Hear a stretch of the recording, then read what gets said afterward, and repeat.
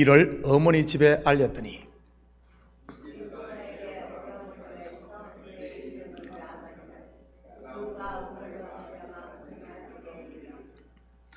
그의 누이의 코골이와 그의 손에 손목고리를 보고 또 그의 누이 리브가가 그 사람이 자기에게 이같이 말하더함을 듣고 그 사람에게로 나아감이라. 그때 그가 우물가 낙타 곁에 서 있더라.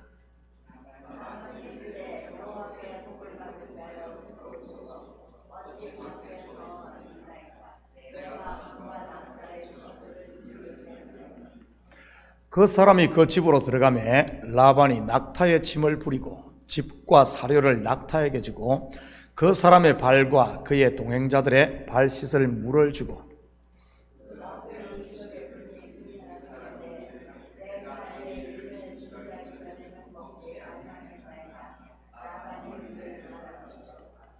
그가 이르되 나는 아브라함의 종이니이다.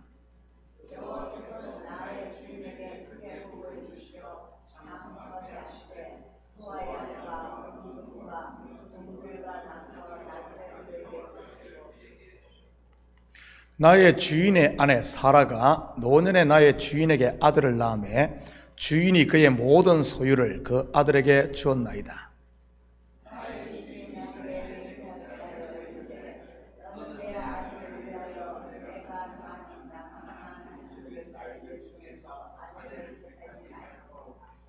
내 아버지의 집, 내 족속에로 가서 내 아들을 위하여 아내를 택하라 하시기로.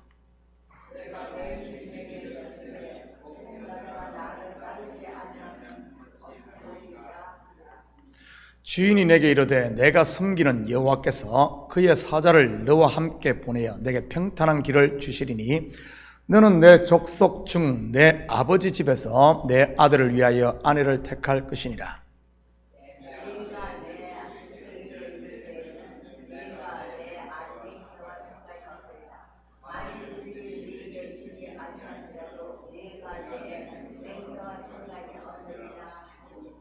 아멘. 좋은 아침입니다. 우리는 지난 새벽에 우물가의 만남에 대해 살펴보았습니다. 성경에서 우물의 실체가 무엇이라고 했습니까? 바로 진리의 말씀 또는 성령인 것입니다. 확인합니다. 요한복음 4장 13절 14절입니다. 예수께서 대답하여 이르시되 이 물을 마시는 자마다 다시 목마르리니와 내가 주는 물을 마시는 자는 영원히 목마르지 아니하리니 내가 주는 물은 그 속에서 영생하도록 솟아나는 샘물이 되리라. 한 군데 더 봅니다. 요한복음 7장 37절에서 39절입니다. 명절 끝날 곧 큰 날에 예수께서 서서 외치 이르시되 누구든지 목마르거든 내게로 와서 마시라. 나를 믿는 자는 성경의 이름과 같이 그 배에서 생수의 강이 흘러나오리라 하시니 이는 그를 믿는 자들이 받을 성령을 가리켜 말씀하신 것이라. 예수께서 아직 영광을 받지 않으셨으므로 성령이 아직 그들에게 계시지 아니하시더라. 저는 우리 식구들의 만남도 이와 같이 우물가가 될 수 있기를 축복합니다. 다시 말해 말씀 안에서 그리고 무시로 성령 안에서의 만남 곧 교제 말입니다. 이것을 다른 말로는 소금을 두고 서로 화목하라는 예수님의 말씀과도 연결이 됩니다. 여기서 소금은 영원히 변치 않는 언약 곧 말씀을 말하는 것이니까요. 교회 안에서 말씀과 성령 안이 아닌 인간적으로 친해진 관계는 반드시 깨지는 것을 보게 됩니다. 처음에는 죽고 못 사는 것 같은데 얼마 지나지 않아 원수가 되고 마는 것이지요. 왜냐하면 가까워지면 가까워질수록 인생의 실체를 보기 때문입니다. 인생들의 실체가 무엇입니까? 아담, 흙, 먼지입니다. 곧 죄덩어리요. 가까워지면 가까워질수록 nothing만을 보게 된다는 말입니다. 그러니 실망하지 않을 사람이 어디 있겠습니까? 그렇지만 말씀 안에서 맺어진 관계는 어떻습니까? 영원한 것입니다. 물론 겉으로만 보면 매 예수만 이야기하니 좀 심심한 것 같아 보이지만 말이지요. 그런데 환난이나 시험이 오면 느슨해 보이는 이런 관계가 어떻게 바뀌는 줄 아십니까? 생명을 같이 하는 전우가 되고 동지가 되는 것입니다. 마귀와의 영적 싸움을 싸우는 데 있어서 말이지. 이런 일들은 교회가 시험을 겪어보면 바로 알 수가 있습니다. 전쟁이 영웅을 만들듯이 시험이 오히려 성도의 교제를 더욱 두텁게 하는 것이니까요.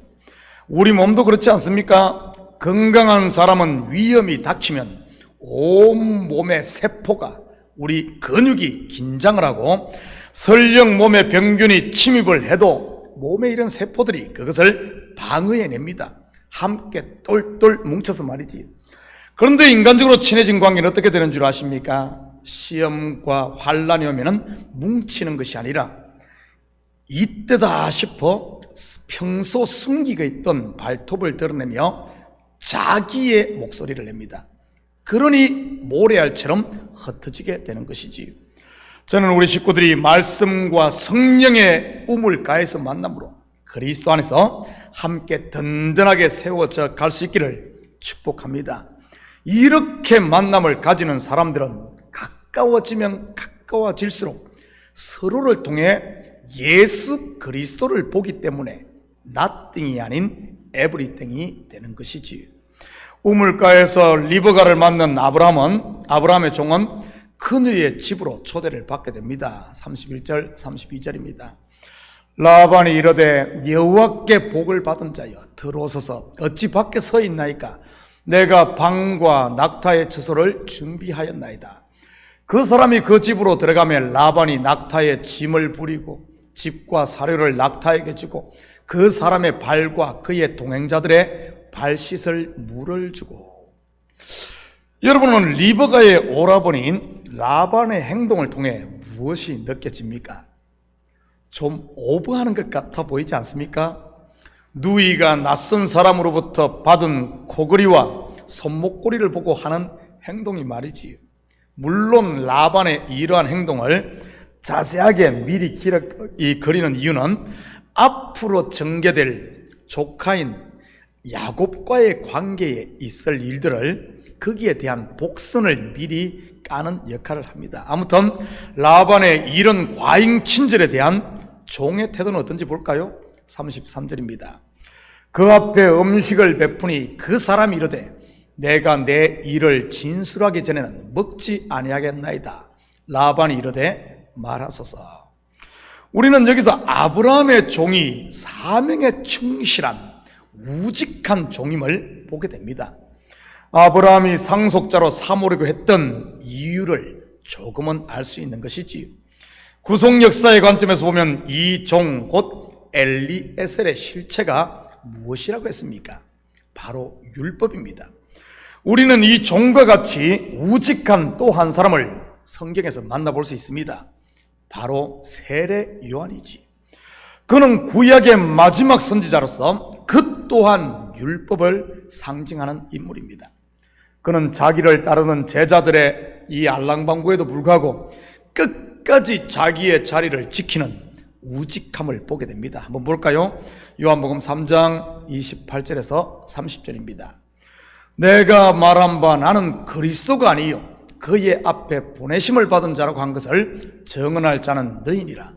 신부를 취하는 자는 신랑이나 서서 신랑의 음성을 듣는 친구가 크게 기뻐하나니 나는 이러한 기쁨으로 충만하였노라. 그는 흥하여야 하겠고 나는 쇠하여야 하리라 하니라. 저는 우리 식구들 가운데도 자기의 자리를 우직하게 지키는 일꾼들이 있음을 보게 됩니다. 옆에서 누가 뭐라고 해도 요동하지 않는 기둥들 말이지요. 건축하시는 분들은 잘 아시겠지만 건물은 기둥이 잘 서 있으면 천년을 가는 법입니다. 로마나 그리스 지역에 남아있던 고대 건축물들을 보면 다른 것은 다 무너져 없어도 기둥이 서 있는 신전이나 건물들을 보게 됩니다. 그 기둥들이 있기에 당시 그 건물의 규모나 웅장함을 가늠해 볼 수 있는 것이고요. 그렇다면 이러한 기둥들이 1000년이 넘게 든든하게 서 있을 수 있는 원인이 무엇이겠습니까? 그것은 그 기둥을 받치고 있는 기초, 즉 주춧돌인 것입니다. 이것은 교회도 마찬가지인 것입니다. 어떤 시험이나 환난에도 요동하지 않는 기둥 같은 일꾼들의 그 기초를 보면 그 뿌리를 사람이나 자기의 경험이 아닌 말씀 위에 세우고 있는 것을 보게 됩니다. 사람은 얼마든지 변할 수 있습니다. 경험은 새로운 경험을 통해 바뀔 수 있습니다. 그렇지만 하나님의 말씀은 어제나 오늘이나 그리고 영원토록 변함이 없는 것이지요. 오늘 본문의 아브라함의 종도 마찬가지 아닙니까? 먼 길을 여행하고 왔으니 얼마나 피곤하겠습니까? 또한 상다리가 부러지게 차려놓은 음식의 유혹도 얼마나 컸겠어요. 거기다가 라반의 말잔치 또한 대단하지 않았습니까?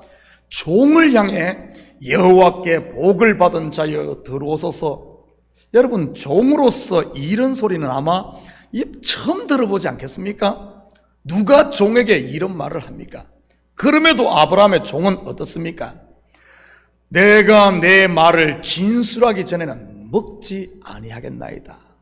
자기의 신분, 자기의 역할, 자기의 사명을 절대 잊지 않습니다. 충직하게 자기의 사명을 감당하지요. 이것이 바로 신앙인들의 의리인 것입니다. 34절입니다.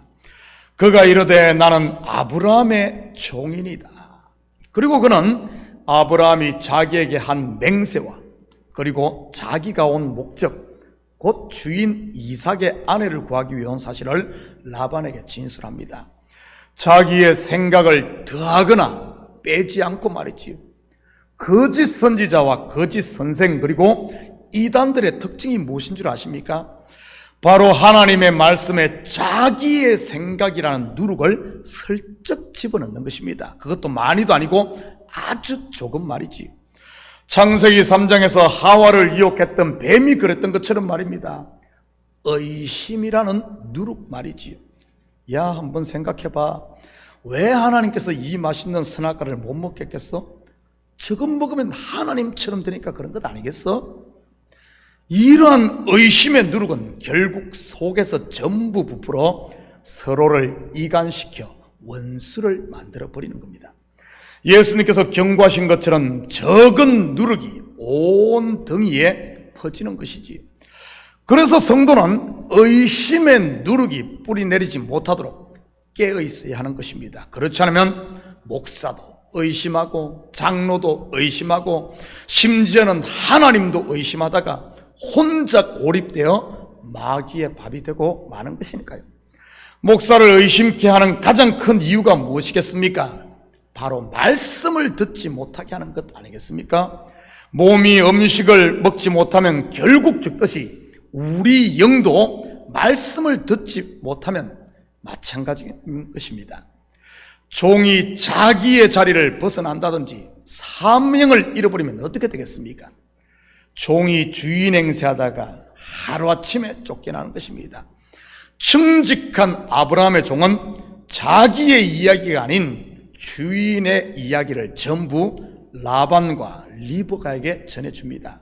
더하지도 않고 빼지도 않고 아브라함 주인의 이야기를 말이지요. 어떤 역사가 일어났을 것 같습니까? 결과는 내일 새벽에 계속 알아보도록 하겠습니다. 사랑하는 성도 여러분, 이 시대 저와 여러분은 하나님의 아들임과 동시에 복음을 전할 그리스도의 종으로 부름받고 파송된 아브라함의 종과 같다는 사실을 잊지 마시고, 내가 받은 은혜, 내가 받은 사랑을 우리 삶의 영역에 있는 이웃들에게 그대로 흘려보내므로 오늘도 그들을 신랑 되시는 그리스도께로 인도하는 우리에게 주어진 직무, 종의 역할을 잘 감당하는 이런 복된 하루가 되시기를 예수님의 이름으로 축복합니다. 같이 기도하십시다. 사랑의 아버지 하나님, 참으로 감사를 드립니다. 우리를 충성되이 여겨 복음을 맡기신 하나님, 아버지 하나님, 주님은 우리를 충성되이 여기는데 어떻게 우리가 주님을 배반할 수 있겠습니까? 아버지 하나님, 우리가 받은 소망, 아버지 하나님 복음을 이제는 입을 열어 그대로 전달하므로 아버지 하나님, 하나님 아버지의 마음을 우리 이웃들에게, 가정에게, 삶의 영역에 흘려보내므로 아버지는 사랑에 갈급해 있는 그들에게 하나님의 사랑, 우리를 향한 변함없는 그 사랑을 전함으로 그 영혼들도 더 이상 아버지는 외롭지 아니하고 하나님의 사랑을 충만히 받아 하나님의 자녀되는 이런 귀한 아버지 하나님 일들이 우리 주위에 일어나게 도와주시옵소서. 그 일을 위해 우리를 보냈사오니 아버지는 아브라함의 종처럼 우리도 충직한 아버지는 우리의 위치를 지키는 이런 일꾼들 다 될 수 있도록 축복하여 주시옵소서. 감사드리며 예수님의 이름으로